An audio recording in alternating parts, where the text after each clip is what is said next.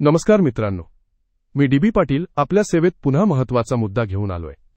Video शेवटपर्यंत बघा. View वाढवण्यासाठी नाही, तर आपण शिक्षक म्हणून कोणत्या नियमात बसतो ते पाहणार आहोत. तो विषय म्हणजे टीईटी परीक्षा कोणासाठी आवश्यक आहे आणि कोणासाठी नाही. शिक्षकांच्या भरती आणि प्रमोशन या दोन्ही बाबींमध्ये टीईटी महत्त्वाची ठरते. 7 फेब्रुवारी 2025 रोजी सर्वोच्च न्यायालयाने हा महत्त्वाचा निर्णय दिला, ज्यामध्ये टीईटी कोणासाठी बंधनकारक आहे आणि कोणासाठी नाही हे स्पष्ट केले गेले. Case number 2025 India Supreme Court citation 1063 नुसार. चला आता स्पष्टपणे बघूया. सर्वप्रथम टीईटी का आणले गेले हे जाणून घेऊया.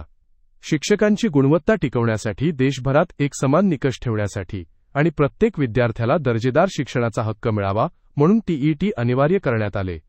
कलम 21A मध्ये दर्जेदार शिक्षणाचा अधिकार दिला आहे आणि जर शिक्षक पात्र नसतील तर दर्जेदार शिक्षण शक्य नाही.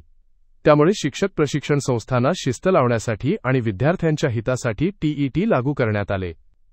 आता बघूया टीईटी कोणासाठी आवश्यक आहे. साधारण शाळांमध्ये म्हणजे सरकारी शाळा, अनुदानित साधारण शाळा आणि खाजगी अनुदान न घेणाऱ्या साधारण शाळा यांच्यामध्ये नवीन नियुक्ती करताना टीईटी पास असणे बंधनकारक आहे. तसेच 29 जुलै 2011 नंतर जर एखाद्या शिक्षकाला प्रमोशन घ्यायचे असेल तर त्याला टीईटी पास करणे गरजेचे आहे. आता बघूया टीईटी कोणावर लागू नाही. अल्पसंख्याक शाळांवर टीईटीची सक्ती नाही. त्या अनुदानित असोत किंवा अनुदान न घेणाऱ्या असोत, टीईटी त्यांच्यावर लागू होत नाही. तसेच जे शिक्षक 29 जुलै 2011 पूर्वी नियुक्त झाले आहेत त्यांना नोकरी सुरू ठेवण्यासाठी टीईटी आवश्यक नाही.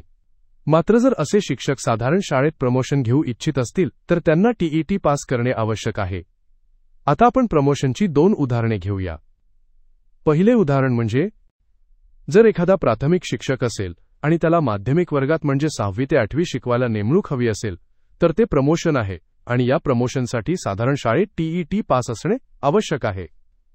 दुसरे उदाहरण म्हणजे जर एखादा सहाय्यक शिक्षक असेल आणि त्याला मुख्याध्यापक किंवा प्राचार्य पदावर जायचे असेल तर तेही प्रमोशन आहे आणि या प्रमोशनसाठी सुद्धा साधारण शाळेत टीईटी लागतो. इथे अजून काही महत्त्वाच्या तरतुदी लक्षात ठेवणे गरजेचे आहे. 2017च्या दुरुस्ती कायद्याने एक विशेष सवलत देण्यात आली होती. 31 मार्च 2015 पर्यंत नियुक्त झालेल्या शिक्षकांना 4 वर्षांच्या आत टीईटी पास करण्याची संधी देण्यात आली. तसेच जर एखाद्या शिक्षकाची सेवा शिल्लक 5 वर्षांपेक्षा कमी असेल तर त्याला निवृत्तीपर्यंत टीईटी न देता नोकरी करता येईल, मात्र त्याला प्रमोशन मिळणार नाही. आणि ज्यांची सेवा शिल्लक 5 वर्षांपेक्षा जास्त आहे अशा शिक्षकांना 2 वर्षांच्या आत टीईटी पास करणे बंधनकारक आहे. थोडक्यात सांगायचे तर साधारण शाळांसाठी टीईटी आवश्यक आहे आणि अल्पसंख्याक शाळांसाठी टीईटी आवश्यक नाही. 2011 पूर्वी नियुक्त झालेल्या शिक्षकांची नोकरी सुरक्षित आहे, पण साधारण शाळेत प्रमोशनसाठी त्यांना टीईटी पास करावे लागेल. 2017च्या कायद्यानुसार काहींना मुदतवाढ आणि सूट देण्यात आली आहे, परंतु शिक्षणाची गुणवत्ता टिकवण्यासाठी भविष्यात टीईटी शिवाय पुढील वाटचाल शक्य नाही.